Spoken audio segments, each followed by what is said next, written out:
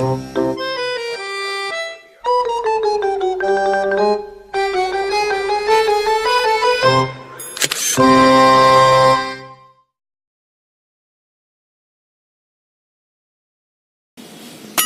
ceritani kan.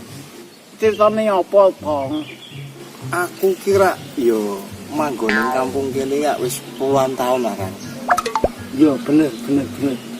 Wong kampungku kene iki tidak sopan kuwabeh ra ono sing ora sopan.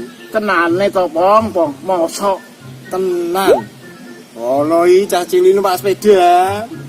Banter ngerti aku nongkrong ning kene mandeg. sepedane kuwi sing mandeg. Iya. Amit-amit nggih, Om. Nah, begitu tekan pojokan kono kae. Wah, posisine dituntun niku. Tekan pojokan. Iya. Sepedane tumpaki. Mulih nggon sepi. Yo, Bar kuwi ditumpaki. ya ora mergo saking sopane kuwi. Ngono meneh. Cah nom-noman. Numpak motor grong kenal putih pelan. Ngono aku mak ning ngene kene iki mandeg. Amit-amit nggih, Om.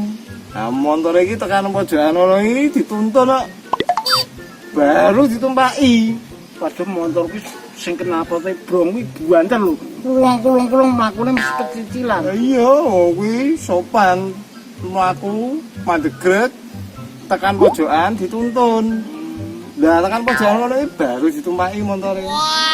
Sopan banget ya, Bang. Nah, saking sopane wong-wong kampungku kene iki ana manten anyar.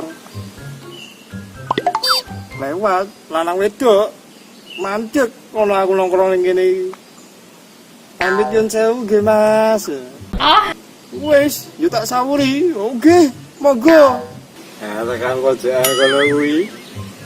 Bojone Debake, Bang. ditumpaki. Walah